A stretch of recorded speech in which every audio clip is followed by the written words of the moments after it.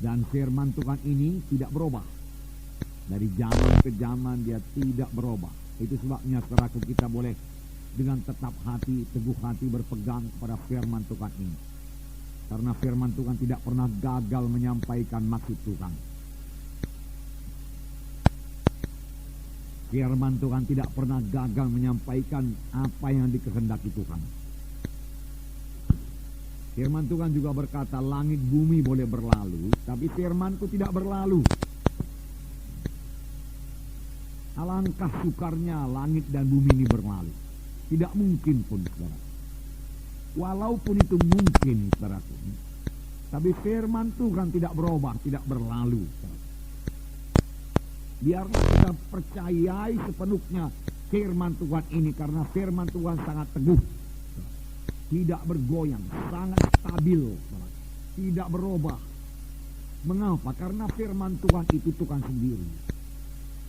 Pada mulanya adalah firman. Firman itu bersama-sama dengan Allah.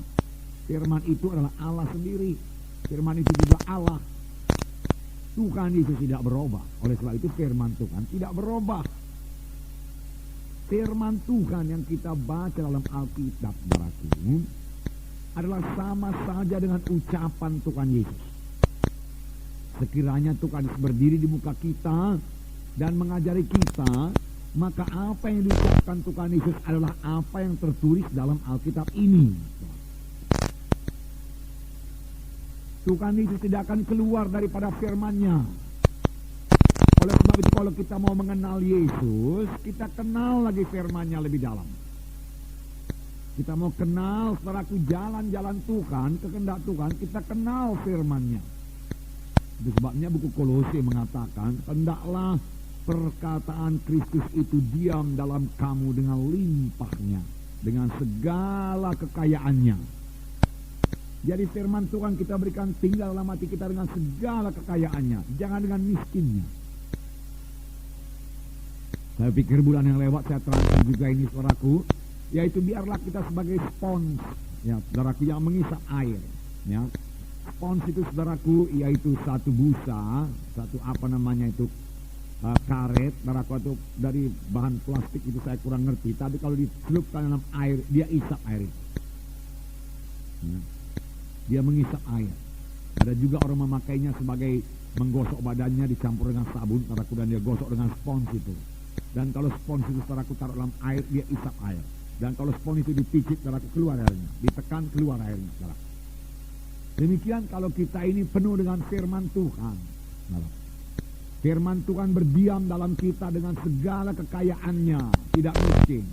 Maka ada persoalan yang kita hadapi, apa yang keluar adalah firman Tuhan. Kita dikritik, kita dapat mendapat tekanan, mendapat aniaya. Maka apakah reaksi kita? Firman Tuhan. Karena firman Tuhan sudah berdiam dengan kayanya dalam hati kita. Kalau kita kaya dengan firman Tuhan, saudaraku, kita juga kaya dalam segala perkara. Amin, saudaraku. Kalau saudara kaya dengan firman Tuhan, saudara juga kaya dalam segala perkara. Segala perkara apa, saudara berkata? Saudara kaya dengan kesehatan, saudara kaya dengan pengertian, pengetahuan jalan Tuhan, hikmat Tuhan, saudara kaya. Ditambah lagi saudara kaya dengan berkat materi, kalau saudara kaya dengan firman Tuhan. Amin, saudaraku. Mahal sekali firman Tuhan ini. Oleh sebab itu, saudaraku, jangan perlakukan Alkitab ini sebagai buku biasa. Kertasnya kertas biasa, amin, saudaraku. Tulisannya, tintanya tinta biasa, amin. Tapi isinya tidak biasa. Isinya jauh di atas ilmu-ilmu dunia ini, pengetahuan dunia ini. Isinya jauh di atas ilmu falsafah dunia ini. Nggak bisa dibandingkan itu, saudaraku. Karena isinya firman Tuhan, saudaraku. Firman Tuhan yang tidak berubah dari zaman ke zaman, saudaraku. Sayang banyak ahli-ahli teologi, saudaraku, mengubahkan firman Tuhan ini menjadi dogma. Dogma itu, saudaraku, pengajaran dari manusia, bukan pengajaran dari Tuhan. Walaupun dogma itu, saudaraku, berdasar pada firman Tuhan, katanya, saudaraku. Tapi kerap kali karena sudah diubah oleh manusia ini, lalu dogma itu tidak ada kuasanya lagi. Firman Tuhan yang diobahkan itu tidak ada kuasanya. Hanya firman Tuhan yang asli yang ada kuasanya. Kuasa untuk memberkati kita, kuasa untuk mengobahkan kita. Minggu yang lalu saudaraku, anak kami Joyce ini kelas 6 ya, SD ya, cerita-cerita, dan dia katakan kawan-kawannya bercerita kepada Joyce. Kawan-kawannya berkata di gereja kami ada satu upacara. Dalam upacara itu kami ini anak-anak harus memikul dosa sendiri, tidak lagi dipikul orang tua katanya. Jadi kita anak-anak sesudah upacara itu, maka dosa kita yang pikul, bukan orang tua, dia kata. Saudaraku, Joyce sama sekali nggak mengerti itu, saudaraku. Tapi Joyce mengerti firman Tuhan. Lalu Joyce berkata, mengapa kita yang memikul dosa kita? Bukankah Tuhan Yesus sudah memikul dosa kita?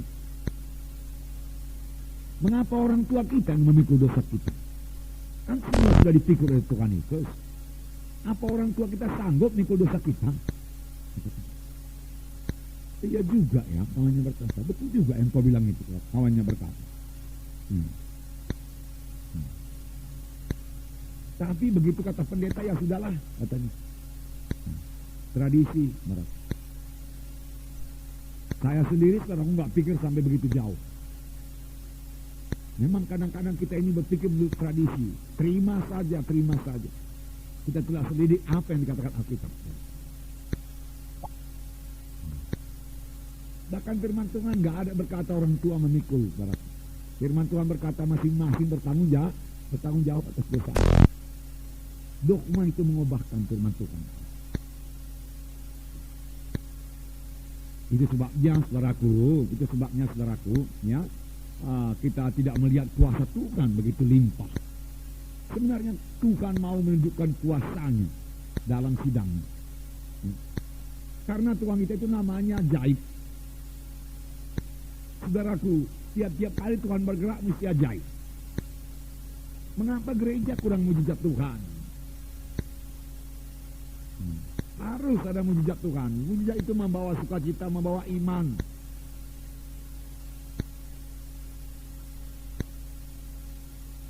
Tabur firman Tuhan yang benar, maka saudaraku akan terjadi mujizat Tuhan. Saudaraku, hari Minggu yang lalu, bukan minggu yang semalam, saudaraku, bukan hari Minggu ini. Saudaraku, di sini ada satu orang. Dia datang dari Kalimantan, Borneo, saudaraku, dan pendengarannya, saudaraku, terganggu satu, saudaraku. Dia pakai alat bantu. Lalu, dari Ambon, ya. Lalu saudaraku, kami doakan dalam nama Yesus, saudaraku. Segera dia sembuh pada waktu didoakan itu. Dan dia buka, saudaraku, sudah sembuh, sudah. Bersukacita. Nah, lalu saudaraku, barangkali tanggal 17 Agustus itu saudaraku, hari Senin kami pun jalan-jalan pula ke apa? Ke Brastagi. Wah, dia sudah jalan-jalan juga ke Brastagi. Jumpa di Brastagi. Dan dia ketawa, saudaraku. Ya. Saudaraku, mulutnya ini hampir sampai ke kuping, saudaraku. Wah, makin ketawa lebar deh, saudaraku. Nah, saudara, mengapa? Sukacita. Dia sukacita. Sudah sembuh terus, sembuh dia katakan. Nah, sembuh. Tuhan menyembuhkan, mujizat Tuhan berlangsung.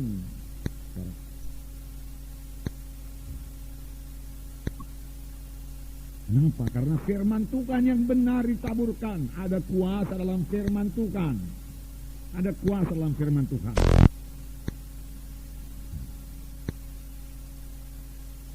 Saudara, waktu Tuhan Yesus menyembuhkan, yang dipakai Tuhan Yesus hanya firman Tuhan. Beberapa kali memang dia meletakkan tangan, tapi dia terus bicara. Dan apa yang diucapkan Tuhan Yesus itu firman Tuhan. Seorang yang sakit tepok diusung 4 orang, saudara sudah tahu ceritanya, mau berjumpa dengan Yesus dalam satu rumah di Kapernaum, karena Tuhan lagi mengajar di Kapernaum. Tetapi karena di muka pintu jendela penuh dengan jiwa-jiwa, dalam juga sudah penuh dengan jiwa-jiwa, mereka tidak putus asa. Mereka percaya pada Yesus. Siapa saja yang percaya pada Yesus pasti menerima kuasa Tuhan. Sampai sekarang. Lalu dia naik ke loteng, dia buka atap, Dan dia buka loteng saudaraku, dia ulurkan orang sakit lepok itu ke bawah, tepat di muka Yesus. Marahkah Tuhan Yesus? Tidak. Apakah dikatakan Tuhan Yesus? Kukatakan kepadamu, anakku, bangkit, angkat tempat tidurmu, berjalan. Orang itu percaya, dia bangkit, dia angkat tempat tidurnya, dan dia berjalan. Sembuh. Tuhan Yesus mengucapkan firman Tuhan. Firman Tuhan yang diucapkan Yesus berkuasa. Dan itu tertulis dalam Alkitab. Kalau Yesus, saudaraku, berdiri di sini, dia akan mengatakan hal yang sama juga. Bertobatlah sebab kerajaan surga sudah dekat. Dia akan berkata demikian. Seberapa banyak orang yang menerima aku, anak manusia, maka kepadanya diberi hak menjadi anak-anak Allah. Dan seberapa banyak yang menerima, dia menerima keselamatan, lahir baru jadi anak-anak Allah. Kenapa? Karena ada kuasa dalam firman Tuhan. Kuasa dalam firman Tuhan. Jadi saudaraku, percayai. Dari firman Tuhan ini juga kita mengenal kehendak Tuhan. Seorang yang sakit kusta berseru kepada Yesus. Yesus, anak Daud, kalau engkau mau, engkau sanggup menyembuhkan aku. Itu Markus 1:41 kan? Kalau engkau mau, engkau sanggup. Dia tidak bimbang mengenai kesanggupan Tuhan Yesus. Sama seperti banyak orang Kristen sekarang. Orang Kristen tradisional pun tidak bimbang akan kuasa Yesus. Bisa, sanggup. Tapi apa mau Tuhan menyembuhkan saya apa tidak? Apakah Tuhan Yesus memperhatikan saya apa tidak? Saudaraku, kalau saudara selidik firman Tuhan, keselamatan adalah bagi semua orang. Semua orang bisa selamat. Hanya dia percaya pada Yesus. Tapi bukan hanya keselamatan aja bagi semua orang. Kesembuhan pun bagi semua orang. Tuhan tidak memilih-milih. Sama seperti untuk menyelamatkan siapa saja yang mengaku dosa bertobat diselamatkan saudaraku. Mengaku Yesus sebagai Tuhan dan Juru Selamat, dia selamat. Demikian kesembuhan bagi semua orang. Haleluya saudara. Sebenarnya saudaraku, keselamatan itu bahasa Grekanya sozo. Sozo itu artinya selamat badani, selamat rohani. Selamat rohani disembuhkan pula dari penyakit. Itu sebabnya Tuhan berkata kepada orang kusta itu, aku mau, jadilah engkau tahir. Seketika itu juga kustanya lenyap. Luar biasa itu. Luar biasa. Kuasa firman Tuhan. Kuasa firman Tuhan.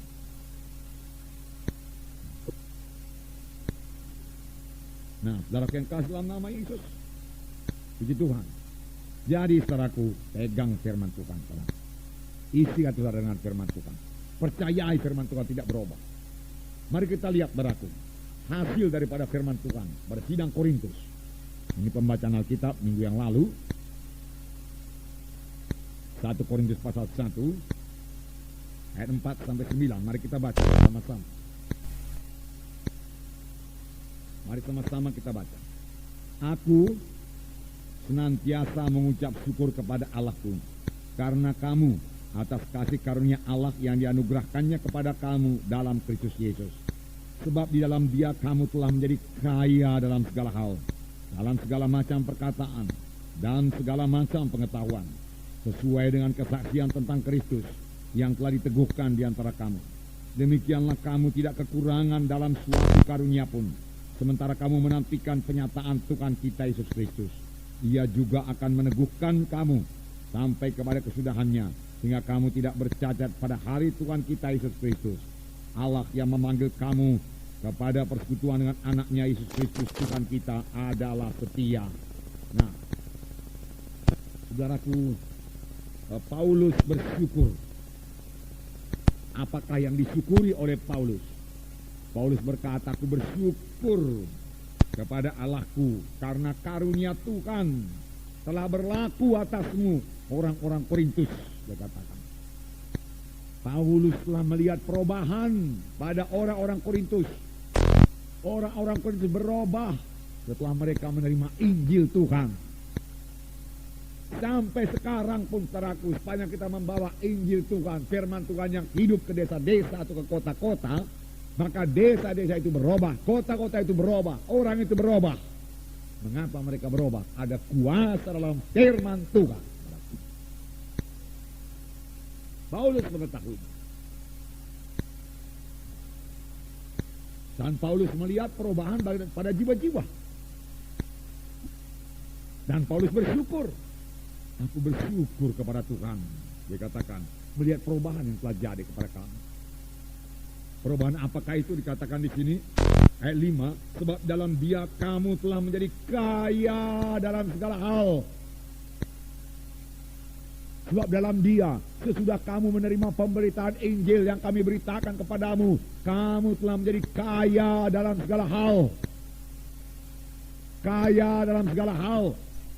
Ini tidak usah ditafsirkan jauh. Kalau firman Tuhan berkata kaya dalam segala hal, kayalah itu dalam segala hal. Dari mana datangnya? Dari pemberitaan Paulus. Apa yang diberitakan Paulus? Firman Tuhan. Saudaraku, dalam pelayanan kita, dalam sidang ini, kita pergi ke desa-desa dan kita bawakan firman Tuhan. Ya, desa itu berubah. Seberapa banyak orang menerima firman Tuhan, berubah hidupnya. Kaya dalam segala perkara. Kalau pemberitaan kita tidak mengubahkan jiwa-jiwa, mari cek lagi pemberitaan kita. Betul apa enggak firman Tuhan yang kita taburkan itu? Kalau firman Tuhan dia tidak kehilangan kuasanya. Pasti berkuasa. Berubah jiwa-jiwa. Dukun-dukun berubah. Dari yang melawan Tuhan jadi tunduk kepada Tuhan, bertobat dan beribadah kepada Tuhan. Apa yang mengubahkan? Kuasa firman Tuhan. Setelah dia dengarkan firman Tuhan, hidupnya berubah. Jiwa-jiwa saudaraku yang terikat kutuk dosa saudaraku. Saudara, ada yang penyakitan saudaraku, sakit penyakit terus menerus dari tahun ke tahun. Anak-anak juga banyak meninggal dunia saudaraku karena kutuk dosa itu. Setelah dia datang kepada Tuhan, hidupnya berubah. Anak-anak pun mulai diberkati Tuhan. Keberhasilan mulai jadi dalam hidupnya. Rumah tangga jadi damai. Mengapa? Ada kuasa dalam firman Tuhan. Kenapa jiwa-jiwa datang kemari, saudara? Karena hidupnya berubah, saudara. Ada yang sembuh daripada penyakit, saudaraku. Ya, berhasil dari dalam dunia ini. Dia bersaksi lagi kepada family-familynya, datang. Dan kalau ada yang pindah ke Jakarta, dia berkata kepada kami, apa di Jakarta ada sidang, ada gereja seperti ini? Kami bilang, ada, ini alamatnya. Saya mau gereja yang seperti ini. Mengapa? Karena di sini ditabur firman Tuhan yang benar. Tiap-tiap kali firman Tuhan yang benar ditabur, ada kuasa dalam firman Tuhan. Ada kuasa dalam firman Tuhan.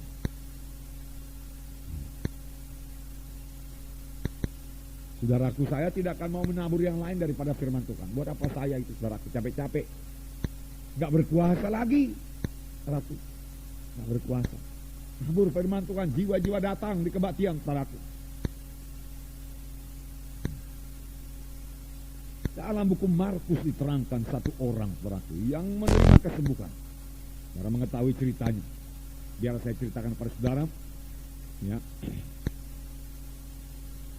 Markus 5 ayat 25 saya bacakan. Adalah di situ seorang perempuan yang sudah 12 tahun lamanya menderita pendarahan. Ia telah berulang-ulang diobati oleh berbagai tabib, sehingga telah dihabiskannya semua yang ada padanya. Namun sama sekali tidak ada faedahnya, malah sebaliknya keadaannya makin memburuk. Dia sudah mendengar berita-berita tentang Yesus, maka di tengah-tengah orang banyak itu ia mendekati Yesus dari belakang dan menjamah jubahnya, sebab katanya, asalku jamah saja jubahnya aku akan sembuh. Seketika itu juga berhentilah pendarahannya, dan ia merasa bahwa badannya sudah sembuh dari penyakitnya. 12 tahun sakit, sudah cukup menderita. Hartanya juga habis, saudaraku, untuk berobat ke sana, berobat kemari. Dari manakah pertolongan datang? Perkataan manusia? Tidak. Dia mendengar berita-berita tentang Yesus. Bukan berita-berita tentang manusia, bukan warta berita dunia, saudaraku. Bukan berita nasional, saudaraku. Bukan berita di koran-koran, saudaraku. Tapi berita-berita tentang Yesus. Berita-berita tentang Yesus. Mengapa dia mendengar berita-berita tentang Yesus? Sebab ada orang yang cerita. Ceritanya cerita Yesus. Lalu orang lain dapat pertolongan. Sekarang pun demikian juga. Kalau semua anak-anak Tuhan suka cerita-cerita tentang Yesus, maka lebih banyak orang diselamatkan. Bagaimana pastor aku tiap-tiap minggu 150 lebih jiwa-jiwa diselamatkan di sini. Karena anak-anak Tuhan banyak cerita tentang Yesus. Tidak bisa didiamkan. Mereka suka cerita tentang Yesus, cerita tentang Yesus, cerita tentang Yesus. Seharusnya lah, selazimnya lah, saudaraku, lazimlah Tuhan, pantaslah kalau anak Tuhan cerita tentang Yesus. Saudaraku, saudara, boleh juga cerita yang lain, tapi cerita kita yang terutama cerita tentang Yesus. Jangan yang terutama cerita tentang yang lain, Yesus ditinggalkan. Kalau cerita-cerita yang lain pintar lancar, saudaraku, ya, fasih lidah kita semua, saudaraku. Lalu mulai cerita tentang Yesus, mulai menggagap, bahkan ada yang bisu sama sekali, saudaraku. Gak ada cerita Yesus, sayang sekali, saudaraku. Padahal cerita yang ditakuti setan, cerita tentang Yesus. Cerita yang bawa berkat, cerita tentang Yesus. Cerita tentang Yesus, ku mau masyurkan sekarang. Ceritakan Yesus. Buku Mazmur, pembacaan Alkitab sekarang. Ceritakanlah perbuatan yang ajaib di antara bangsa-bangsa. Bukan hanya kepada bangsa Indonesia saja. Saudara lihat kulit putih, kulit hitam, ceritakan tentang Yesus. Ceritakanlah perbuatannya di antara bangsa-bangsa. Jangan malu mengaku Yesus. Siapa yang malu mengaku Yesus, aku juga malu mengakukan dia di hadapan malaikat Bapakku di surga. Saudaraku, jangan malu Tuhan Yesus mengakui kita. Kalau kita sampai pintu surga disambut kita, saudara. Karena kita cerita tentang Yesus. Dan karena kita banyak cerita tentang Yesus, kita pun dianiaya, saudara. Ya. Saudara. Kalau saudara cerita tentang Yesus, saudaraku, saudara sendiri dapat berkat. Sebab firman Tuhan tidak pernah kembali kosong. Nanti kita baca ayatnya, nggak pernah kembali kosong. Kalau bukan kita yang cerita tentang Yesus, siapa lagi? Setelah tunggu-tunggu dari orang-orang Kristen yang tidak lahir baru, Kristen tradisional, kapanpun dia tidak cerita tentang Yesus. Mengapa? Karena nggak ada Yesus dalam hatinya. Bahaya itu cerita tentang Yesus kalau nggak ada Yesus dalam hati. Dan kalau ada Yesus dalam hati, Yesusnya selalu kita ceritakan. Kita cinta pada Yesus, cinta pada Yesus, cinta pada Yesus. Ceritakan. Cerita tentang Yesus, cerita yang berkuasa. Saksikanlah, saudara, saksikan. Sebab Yesaya 55 ayat 11, saya bacakan pada saudara. Yesaya 55 ayat 11. Mari kita baca bersama-sama. Yesaya 55 ayat 11. Demikianlah firmanku yang keluar dari mulutku. Ia tidak akan kembali kepadaku dengan sia-sia. Tetapi ia akan melaksanakan apa yang kukehendaki. Dan akan berhasil dalam apa yang kusuruhkan kepadamu. Sekali lagi. Sama-sama. Demikianlah firmanku yang keluar dari mulutku. Ia tidak akan kembali kepadaku dengan sia-sia. Tetapi ia akan melaksanakan apa yang kukehendaki. Dan ia akan berhasil dalam apa yang kusuruhkan kepadamu. Nah, saudaraku, ia tidak akan kembali kepadaku dengan sia-sia. Tetapi ia akan melaksanakan apa yang kukehendaki. Apakah yang dikehendaki Tuhan? Tuhan menghendaki manusia ini selamat. Lalu kita kabarkan firman Tuhan. Lalu firman Tuhan itu melaksanakan tugasnya, jiwa-jiwa selamat. Saudaraku, sepanjang saya sudah menyampaikan firman Tuhan pada hari Minggu. Saudaraku, kerap kali saya mengadakan undangan kebuka pendek saja.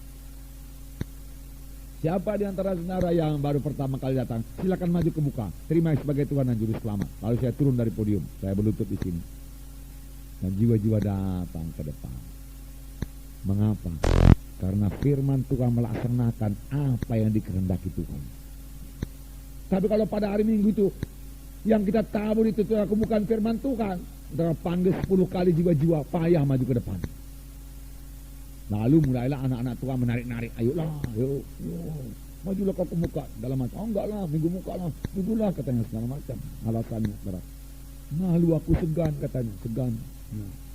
Enggak ada orang maju ke depan, masa aku aja maju ke depan. Firman Tuhan akan melaksanakan apa yang dikehendaki Tuhan. Saudaraku yang kasih dalam nama Yesus, apalagi dikehendaki Tuhan. Tuhan menghendaki kita sehat, kuat. Lalu sepanjang firman Tuhan sudah ditabur, saudaraku, jiwa-jiwa akan sembuh. Jiwa-jiwa akan sembuh.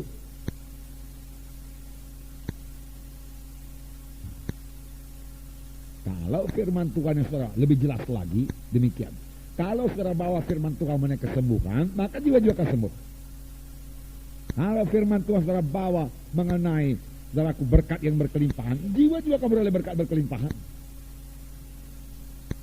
Kalau firman Tuhan saudara bawa mengenai keselamatan jiwa, keampunan dosa, hidup baru dalam Tuhan, maka jiwa-jiwa akan hidup baru dalam Tuhan, selamat. Saudaraku sangat bergantung kepada firman Tuhan. Oleh sebab itu, cek berita kita. Apa kebutuhan jiwa-jiwa pada hari Minggu? Apa keperluan jiwa-jiwa pada hari Minggu? Kalau saudara dapat daripada Tuhan, saudara sampaikan firman Tuhan yang seturut dengan kehendak Tuhan, saudaraku, maka kebaktian Minggu itu akan sangat-sangat berkemenangan. Saudaraku ringan rasanya melayani, bersorak-sorai saudara melayani. Tapi kalau firman Tuhannya meleset, saudaraku, alangkah beratnya melayani.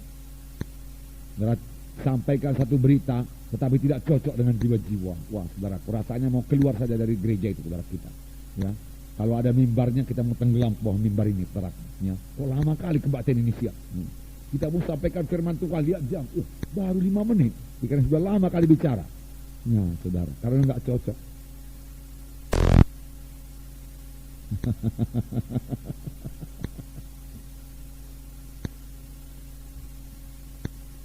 Nah, saudara yang kasih dalam nama Yesus, tidak kembali dengan sia-sia. Ya. Tapi ia akan melaksanakan apa yang Tuhan kehendaki. Yakinlah, Tuhan menghendaki umatnya ini keberkatan. Amin, saudaraku. Tapi kalau saudara tidak beritakan keberkatan, maka jiwa-jiwa tidak keberkatan. Saudaraku, alangkah besar tanggung jawab kita sebagai pelayan Tuhan ini.